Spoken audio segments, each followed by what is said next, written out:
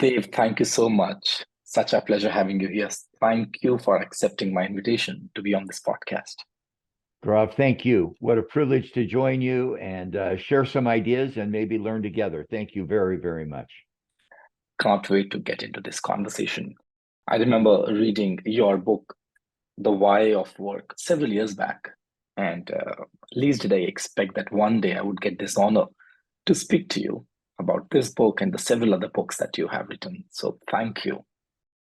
A book is almost always being an author is a very private experience because you sit in your room and you write. And that one I did with my wife, who's a very good writer.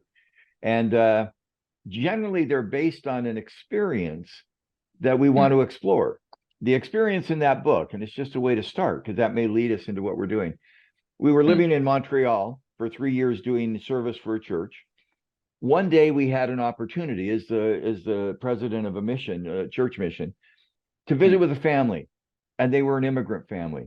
They were living in poverty, not very affluent, as you can all imagine. We've all seen those settings and can see it. As we walked into this immigrant family, there was such a sweet feeling in their room. I get emotional just remembering that decades ago. The warmth, the kindness between the mother and the father and the children, just a sweet experience in poverty.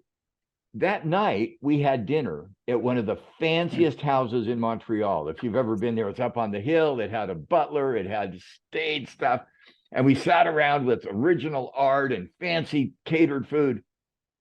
And there was no spirit. There was no spirit. And as we walked out of that room to drive home, my wife and I said, wow, what an interesting day. That the feeling of purpose, the feeling of connection is not tied to affluence. It's tied to something else. Now, I don't want to make fun of those who are wealthy. That's not at all a good idea at all. But I know what you're saying. Yeah. We began to say, so what gives people a sense of abundance? What gives people that feeling? And Wendy approached that as a psychologist. She works with the psychology issues. I work at organizations. So we tried to say, how do you begin to experience a sense of abundance or feeling in the organization where you live and work? And that led to that book.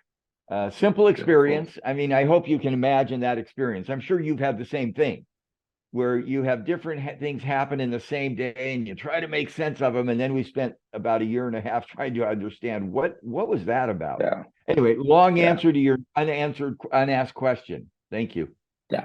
No, it's a very valid example that you've just poured in.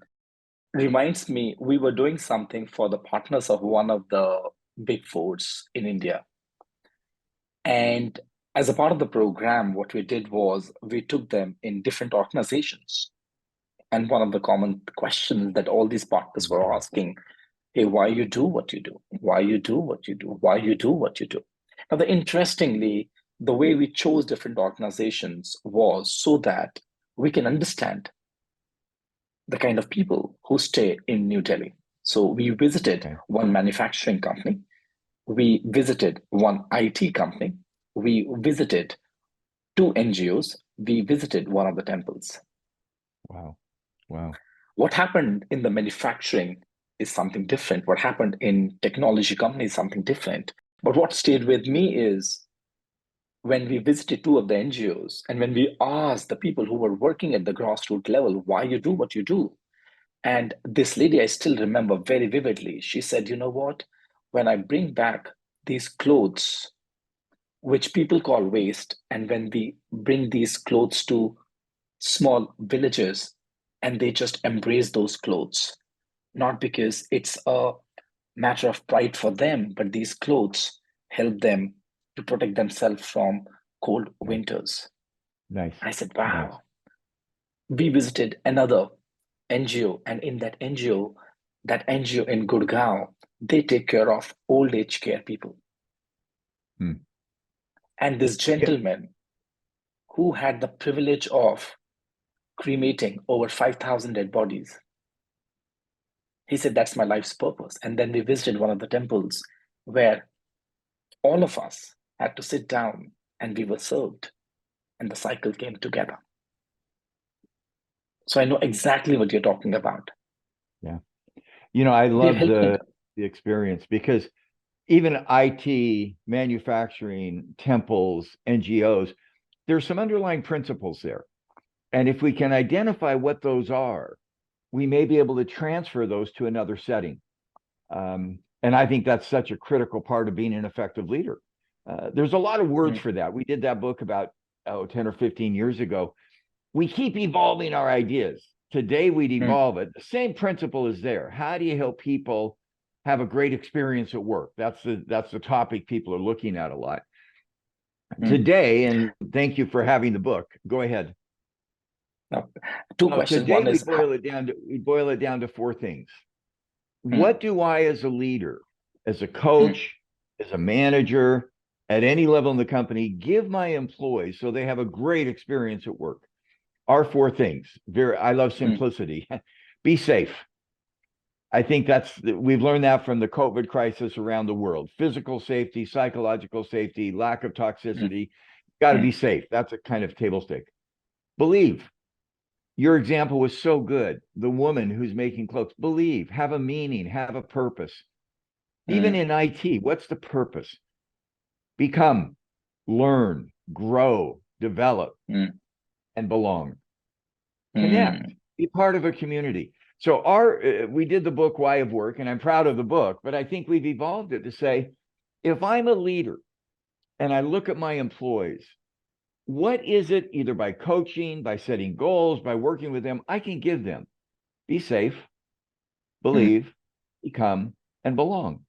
And when employees experience that, good things will happen to them, to my company, and ultimately to my customers and investors, which creates a virtuous cycle. Anyway, that's the evolution of that stream of thinking about the why of work to believe, become, and belong around employee experience. Thanks for letting me share that. I feel that so passionately. Thank you. And I could sense that while you were sharing that. If you can help me define, how do you define abundant organizations? That's one. Second question that I have connected to this is, you spoke about principles. What are those principles that you have noticed in organizations which are so-called abundant, irrespective of whether they are for-profit or non-for-profit organizations? Great question. I love the term abundance. It comes from the Christian literature. This is life that I give it more abundantly, was the word that Jesus Christ used. And it's an interesting metaphor. Our publisher said, don't title the book that way, because it's not just a religious book. It's a temple or a mosque or whatever. But abundance is where the organization survives and the people thrive. So part of abundance is creating a feeling. It's always interesting. People say, give me a definition. And my comment is, you'll know it when you feel it. Think of those 5 organizations you visited. How long before you could feel the energy, the passion, the raison d'etre, whatever you want to call it, the abundance in each of those organizations? Think about walking into in the temple, it was, nice. Before I could enter the premises, I could experience the stillness. Despite there were so many bells ringing, there were so many people all around me, and yet there was stillness in me. Nice. You know, when I have the privilege occasionally of coaching leaders, not as much as you do, you're the master of coaches, but when I have that privilege, they often have multiple sites, multiple rooftops where they visit. So it could be a retail store, it could be a manufacturing set of sites. And I ask them that question, because they often say, okay, Dave, you're a professor, you love statistics, what's the data? And I say, I can give you data, but tell me what it feels like to walk into a site. And how long does it take before I say, you're an ethnographer, you're an anthropologist, you can feel it. Now, how do you define abundance? We can put all kinds of words around it. You survive, you thrive, you engage people, but you feel that there's something different in one of those places. And then to get underneath it, why?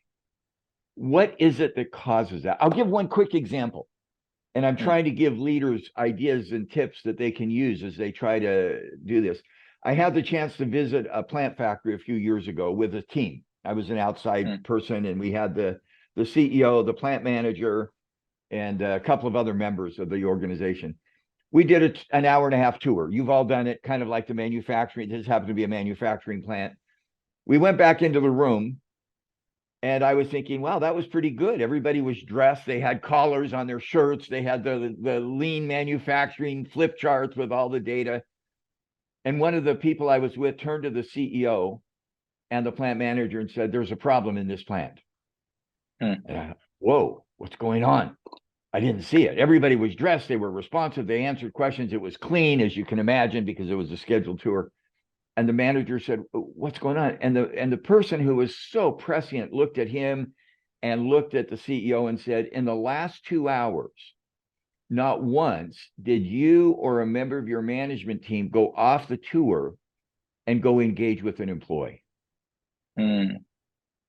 Sally, how's your mother who's sick?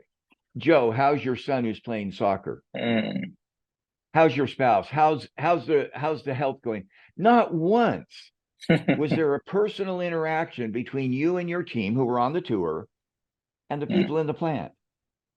And I sat and I went, I said a word in my mind I shouldn't say. I missed it. But he was so right, because you can feel that sense of, and if you're a leader, you show, and I know you've done great shows on compassion, on empathy, on the leaders as mental health providers. Go talk to that person. Know that person. What's happening with your son, your daughter, your spouse, your elder mother? Show that you're connected to those people. In this tour, in 2 hours, it was beautifully scripted. It was as if you were in a Broadway or a New Delhi play, but there wasn't the feeling. That's an example of what I hope those who are listening will do. Go connect. Go share. Yeah. Thank you for sharing that. Let me just absorb what you said. And trust me, Dave, I was not even expecting our conversation to go in this direction. I was thinking that our conversation would go into systems and processes, and the HR guru that you are considered to be one of the pioneers in this space. And least did I expect. In fact, it's my mistake. I forgot that I'm going to connect with a human being who happens to be an author, who happens to be a pioneer in the space of HR. Thank you. Thank you. That was very kind. I love HR. Let me tell you why. Not because it's human resources. What you do through the human resource practice is you institutionalize what we just talked about. Because you might get a leader, and you've met them, you know them, and it sounds like you are one, who does this instinctively. They're really good, and I've met those leaders. They're so motivational, they're charismatic, they're dynamic, they're engaging. How do you institutionalize that through the whole organization? That's what HR does. We hire people, we train people, we pay people, we communicate, we structure, we build systems, then institutionalize your word, abundance. How do you do that? That's not easy. Exactly. That's what my question. When you said that you'll be able to feel that, the word that came to me was intuition. When you spoke about, did you connect with Sally? Did you understand how is her mother doing? How is her daughter doing? The word that came to me was connection. How do you institutionalize intuition, It's great. connection?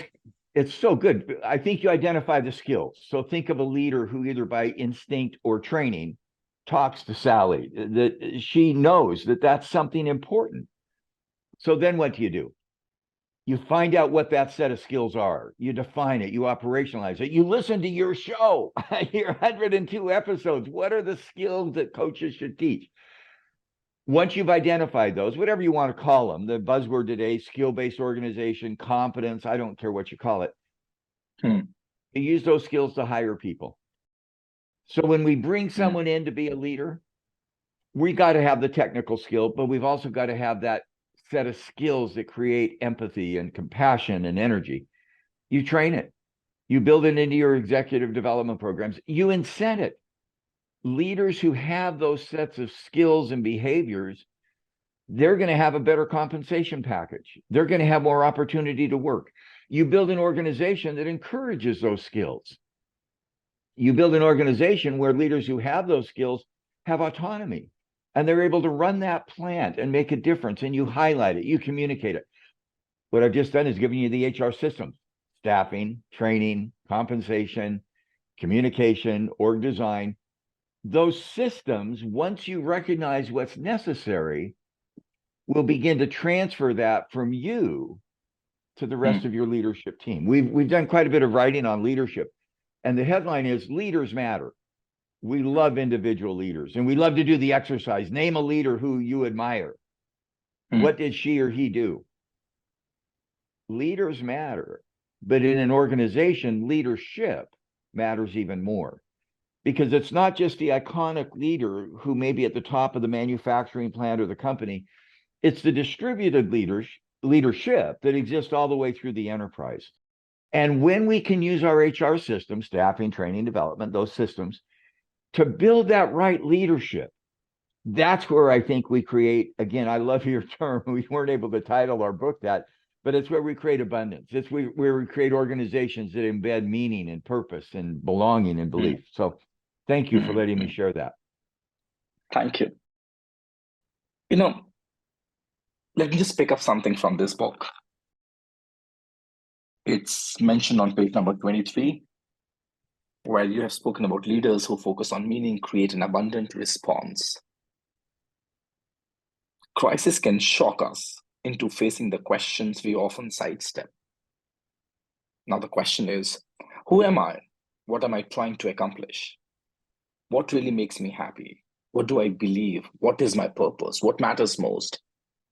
And interestingly, all these questions you have placed in inverted commas. All these questions are quite difficult questions, Dave, to even being with. They're quite disturbing. I mean, who am I without my titles? Who am I without the books that I've written? Who am I without the organization that I work with? One, how do you introduce this heavy dose to leaders that you work with who are celebrated based on the designations that they have? You're just pulling off. Leadership is not about a title. And let me talk about how we've done that. And pick your word. I know you've done a lot of work around identity, reputation, brand. But this is what I love to say lately to leaders. You and I don't know each other very well. Do you happen to have children? I have a daughter. How old is she? She's 3. Wonderful. Wonderful. Congratulations. Do you know where she might go to school in the future? No. We've just got her admitted. We've just got her admitted. No, I'm talking about college. No. What is she going to study? No idea. Who's she going to have a relationship with? What are going to be her strengths? I don't know. The world we live in today is uncertain. We don't know what the future is going to hold. So I take that simple example of those of us, I have 3 children and they're older. And I have grandchildren that age. 10 grandchildren. 10 grandchildren whom we love. And we don't know what's going to happen to them. I think the same is true in organizations. Everybody says, harness uncertainty. I don't think we know what is going to happen. Now, having said that, no matter where your daughter goes to school, studies, her skills, her strengths, her hobbies, what do you know about how you will treat and feel about your daughter? Nothing. I will love her.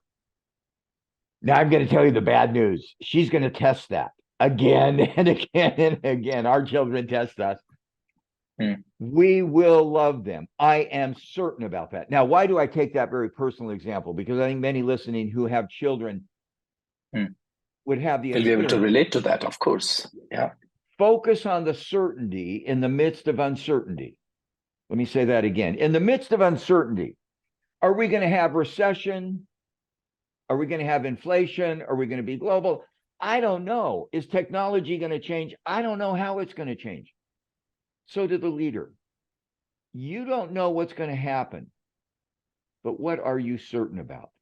What is your core value? What is your identity? Whatever word you want to pick out of those questions we raised. What is it you are certain about that creates your values and ultimately your identity?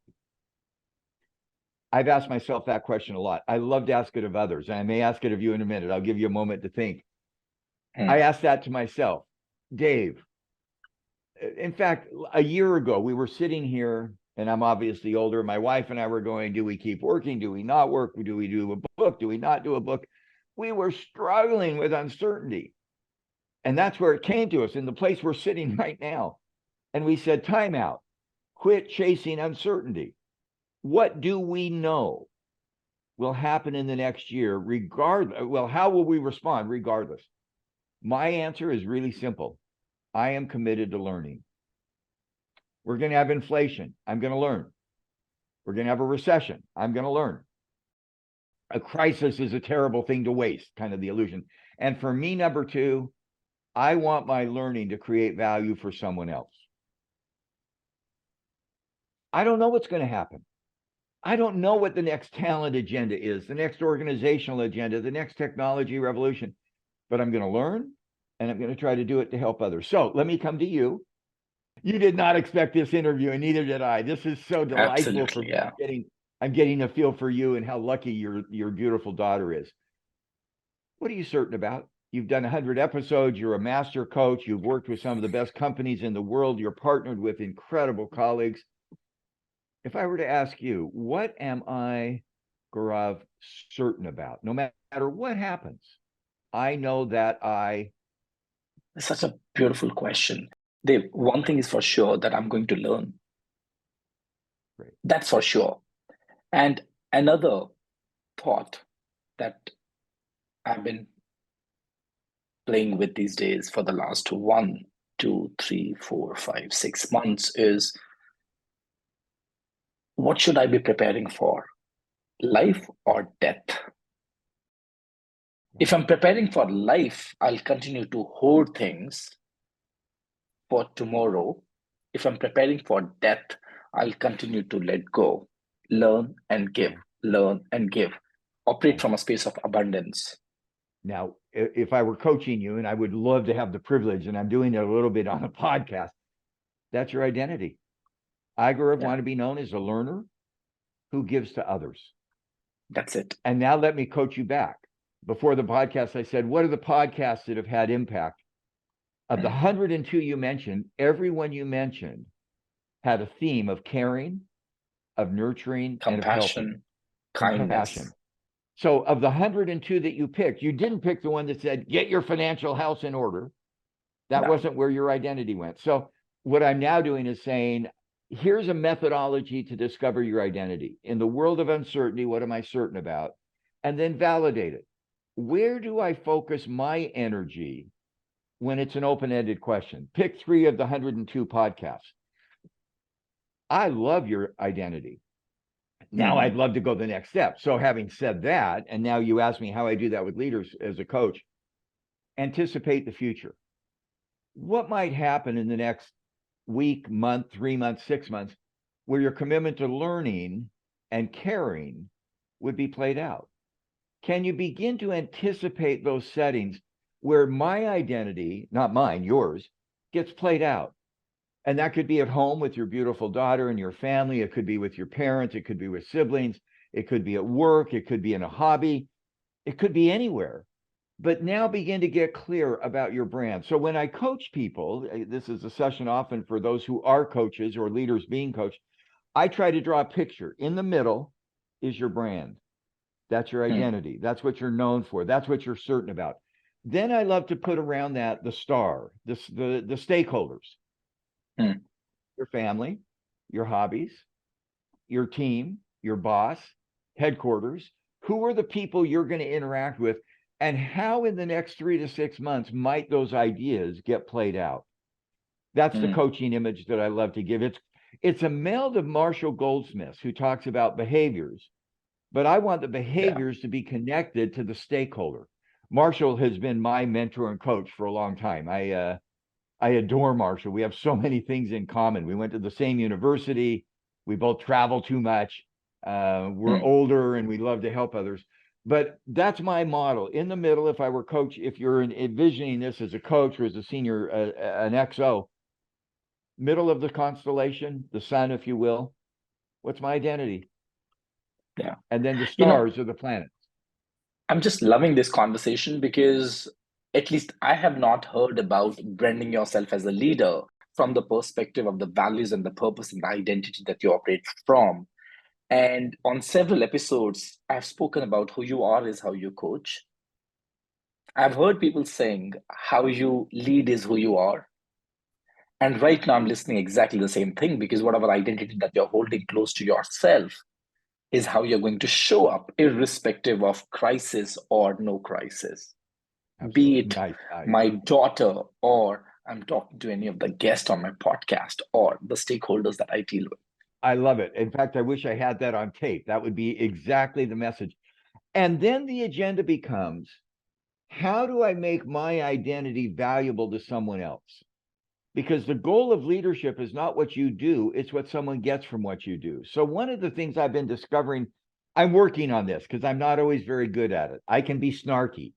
I can be a little bit snippy at times.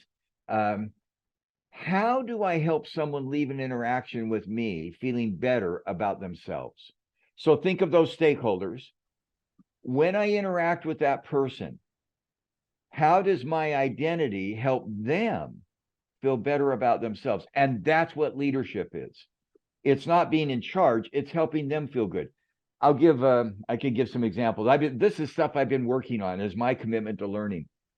I'm coaching. I was coaching a very senior executive. Again, I'm trying to help the coaches that listen to this, or the senior executive. Big company. It was one of the, I won't mention it, obviously, a global company. It's one of the companies everybody admires. And he was very senior. And an employee made a horrible mistake that cost the company an enormous amount of money. Global company. This senior executive used email, which is not a good solution, but he was going to send an email, and he drafted it. And he said, you made a huge mistake. It's going to cost us an enormous amount of money. If you don't fix it, you're fired. And he agreed to send me the email before he sent it. Thank goodness. Let me make 3 edits. Real simple. Number 1, I care about you. Number 2, you have great potential at this company. You made a big mistake. It's going to cost us millions of dollars. Do not run away from the accountability. But then number 3, what can we learn together so that you can improve? And he said, that's not the way I've led in the past. And I said, that's why I'm coaching you. Notice you don't walk away from it. You made a mistake. And it's really difficult. I'm not going to hide from that. But number 1, I care.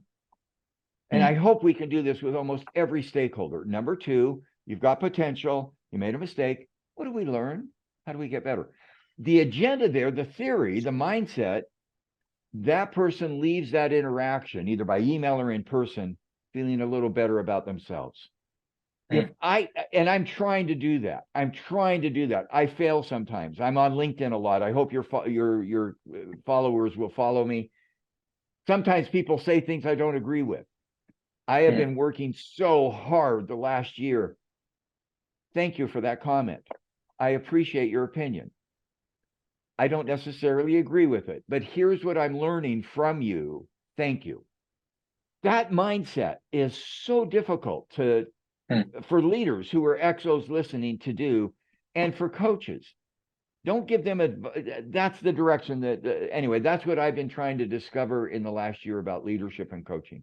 You know what? I must tell you this, that Dave, I'm just loving this conversation. I think whatever little identity that I've created for around myself is getting validated, because I know I'm moving in the right direction. When you said that every interaction you want people to leave a little better, a little happier, I tell that I want every interaction where the other person is leaving that conversation with some hope. I love it. Right? I love the idea of hope. I love the idea of hope. Go ahead. That's so good. Here's my question now. You spoke about this gentleman, this senior executive, who was about to send a disastrous mail. Thankfully, he sent that mail to you, and you shared what could be another possible way to articulate your expression. Now, my question is, what do you think? What are the biggest difficulties that you face to coach these individuals who have developed a particular way of dealing with their team members and steering that huge ship in another direction requires humongous humongous efforts. What are the difficulties? How do you deal with that? Let me give you a bad example of coaching that I hope your coaches don't run into. I was invited into a company. I flew in. I go to a room and the head of HR is saying, you're coaching a senior member of the management team in the other room. I walk in the room to the senior member of the team and I say, hi, I'm Dave. I'm here to coach. And he said, good. And I said, what do you want to work on? He said, I don't care. Why? I was told by the board that I have to be coached by somebody so that I can get promoted. So whatever you want, that's fine. Just, you tell me and I want to tell them I've been coached. And I said, are there any things you're worried about working on, trying to be better? No, just, you don't understand. I just want to tell people I've been coached. 5 minutes. I walked, and I said, I hope there's nobody listening to your podcast who would take this assignment. And I walked out. The head of HR was still in the other room and he said, I don't think that went very well, did it? And I said, no, I mean, you're wasting my time and his. That's a bad example, but you get the message. So I'm coaching. But I think that's a very good example. And I want all my leaders and all my coaches to know that everyone is coachable. You may or may not be the right coach. At the same time, if you don't get a buy-in, even Lord cannot do anything about that person. So don't take unnecessary stress. Don't carry people's monkey on your shoulder. Yeah, some of the best insight in coaching I give coaches is know when to walk away. I could have coached that person. We could have had 10 sessions and I could have made some money and I could have put it on my resume. Again, there are people who may do that. I'm not going to judge them. That's not my style. So when I meet with leaders, I almost always start by saying, what is it you're trying to accomplish? I love Marshall Goldsmith starts with behaviors. I love outcomes. What are you trying to accomplish? How do you define success? Clayton Christensen, who was just a brilliant man who passed away recently. What are the measures of your life? What is success for you? Number 2, are the things you're doing as a leader helping you reach that success? What's getting in your way? My job is not to give you as much advice as to coach you to define the behaviors that will get you the outcomes you care about. I'm coaching a man right now, just starting a coaching engagement. We had 2 calls before the engagement just to get to know each other. And he said, I'm trying to build a company that will grow. Anyway, I don't want to say a lot. It's very private, but I'm trying to grow a company. And I end up getting distracted that my unintended behaviors, whatever those are, get in my way. And I said, would you like to have some coaching sessions where I can look at what can you do behaviorally that will help you get the outcomes you care about? And he said, I've been through 2 or 3 coaches and they give me surveys and instruments and 360s, but I want to accomplish this. And I said, let's explore that. Why is that not happening? That's coaching. What is it you're trying to accomplish? What is it that gets in your way of you're meeting your goals? And if I can help, if as a coach or as an XO, if I can get coached, find a coach who will help you meet your goals. I was coaching another leader, and I'm sorry, I'm telling coaching stories. I don't coach all that many leaders. I only try to do a couple a year. I'm not as aggressive as you are, as prominent. And he said, Dave, I love meeting with you because everyone comes into my office with an agenda. They want something. They want a budget. They want my time. They want my resource. They want my attention. I know, and I'm almost going to get emotional. This was a senior leader of a company in trouble. When you walk into my office, you care about me meeting my goals. And he said, I really appreciate that. You are here to help me meet my goals and to be reflective. Now, I'm not a therapist. That's my wife. But that's what a good coach does. Help me clarify the certainty in a world of uncertainty, and help me then put in place the behaviors that will help me meet my goals so that the stakeholders are well served. And I remember he said, this is one of the highlights.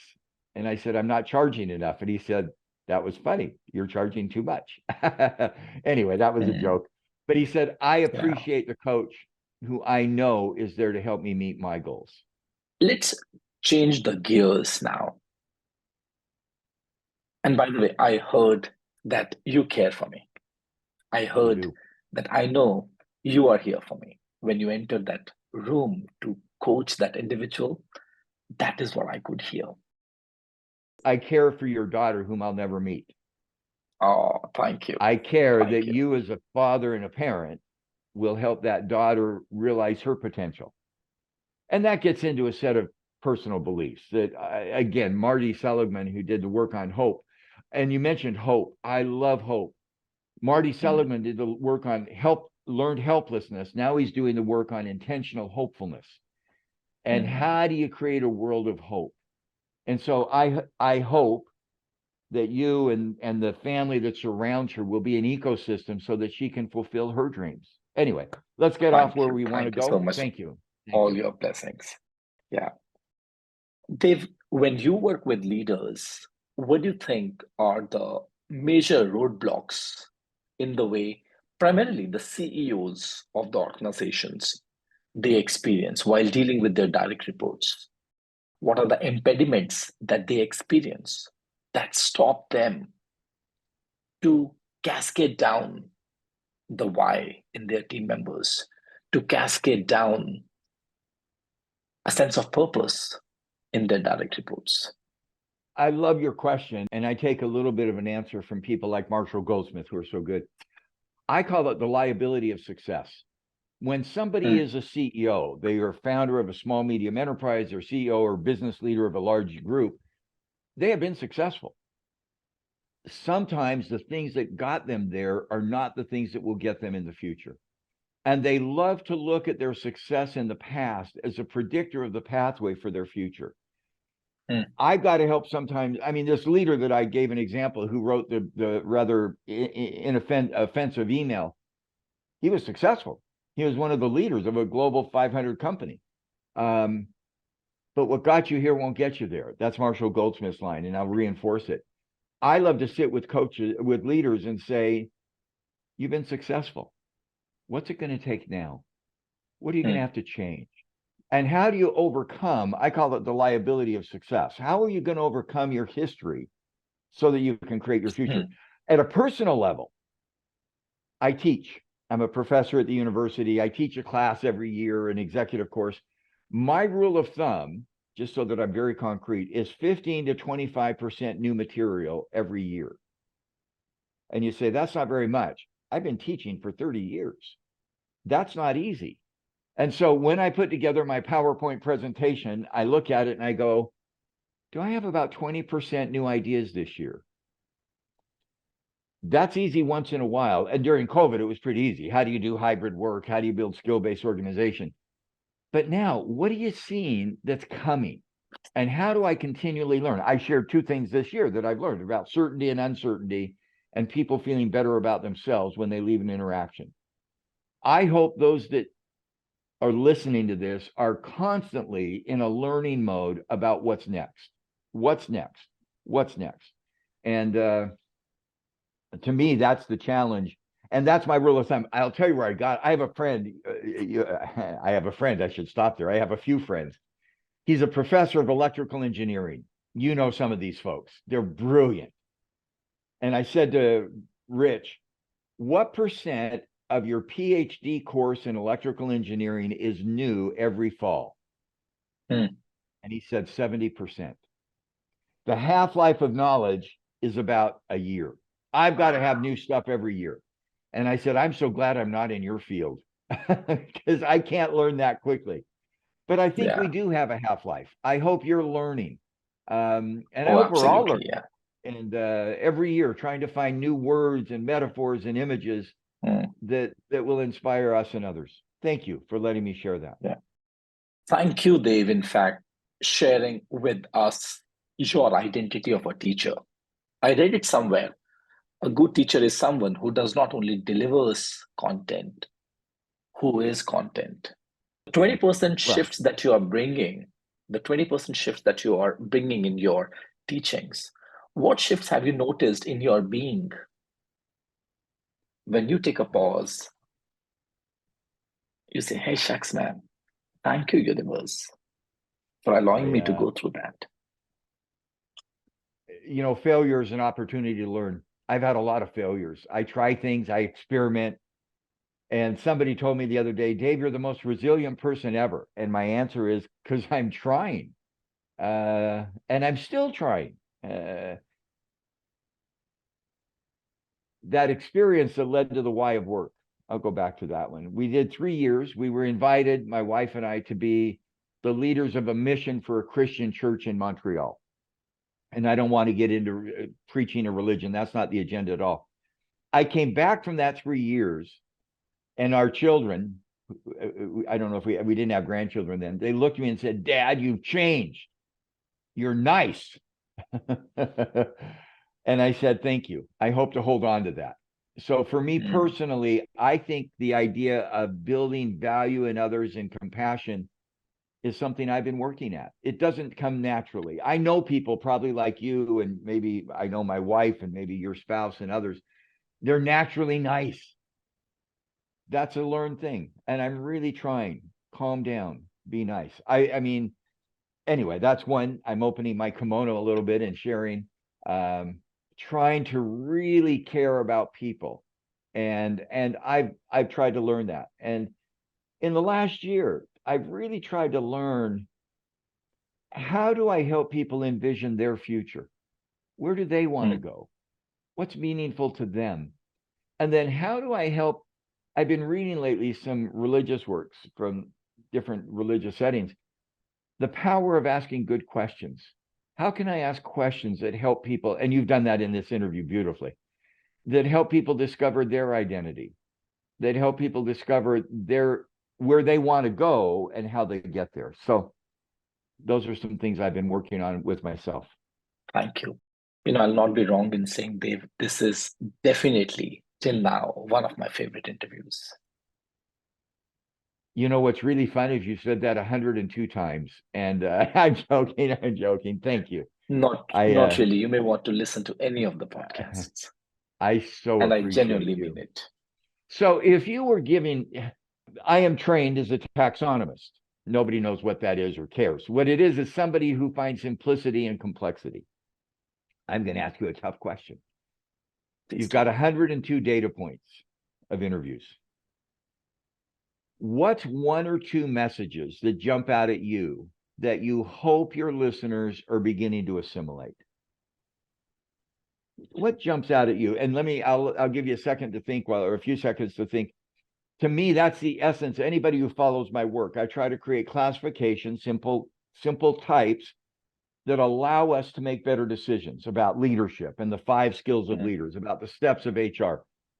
So I'd love to ask you and learn from you and with you, just top of mind, what are some of the messages that jump out for you that you hope your listeners get from your podcast? One is very clear-cut message, and I think you have emphasized on that how it's so important for us to be aware of our identity and continue to evolve there rather than getting stuck with any identity. That is one. The second one is compassion and kindness will never go out of fashion. Third one, as you just mentioned, the quality of your life depends on the quality of questions that you ask. Another one. So you've just discovered ICE, identity, compassion, and explore questions. You are the Iceman. I'm sorry. Thank you. I love those. Thank you. I love those. And when you couple those with your personal certainty about learning and about caring, I just think, I hope those who listen find a way to translate that into their lives. They won't do it the way you do it or the way I do it. But if they can do that in a way that works for them, let's hope that creates a better setting for them, for their families, for their employees, and hopefully for the companies where they work as well. Beautiful. Here's the last question that I have for you. You wrote another book called Leadership Code several years back. What do you think are the common threads that you can pick up from that book? And especially post-pandemic, if you were to revisit and write that book again, what would you keep? What would you let go? What would you add? Great question. I said I'm trained as a taxonomist. My mentor was Bill McKelvey. He was the only professor who studied classification. They find simple patterns that are enduring, the 4 food groups for food, and then you build diets, the big five of personality, then you build personality tests. We found in the code there are 5 pretty much fundamental principles of leadership that are enduring. And that's why we call it the code, the leadership code, the DNA, the essence of leadership. The principles are the same, the practices differ. Here they are. And if I were giving you a mirror to hold up, I'd say, number 1, are you a strategist? In today's world, can you manage in a world of uncertainty? And can you define your unique contribution, the certainty? Number 2, can you execute? Do you get things done? Have you created the discipline of accountability? Agility is today's world concept, moving quickly, agility. 3rd, managing talent. Are you able to communicate, to share information, to make other people better? Number 4, what we call human capability. Are you able to institutionalize that into your company, through your culture, through your systems? North, south, east, west. North, strategy, where are we going? East, execution, how do we get there? South, talent, human capability. In the middle, personal values. Are you aware of your strengths, your character that will drive the other 4? That's the north, south, east, west, the 5 dimensions: strategy, execution, talent, human capability, and then personal in the middle. That is the critical feature. That's the heart of the 4 attributes that you spoke about. Better said. Thank you so much, Dave. I generally ask 2 questions while I end the podcast. The first is, if you were to give a piece of advice to your 21-year-old self, what would that be? And the second question is, what do you know for sure? The answer to your last question, I know what you're going to say, is what you know for sure is learning is important and you're going to serve and give back to humanity. Going back to the last question, if you were to give a piece of advice, what would that be to your 21-year-old self? Or your 3-year-old daughter as she grows. Yes. Oh, that's interesting. I'm going to get emotional. Mike, I'm known as Abu Michael. That's the most proud name I've got. In the Mideast, you're known as the father of. Mike, I love you, and I always will. I hope you discover the things that are meaningful to you and that give you a sense of peace, acceptance, and joy in your life. And I hope you'll let me join you on your journey and help you find it. Shukran, shukran, shukran. Thank you, Dave. An absolute honor, privilege having you on this podcast. You're kind. Thank you.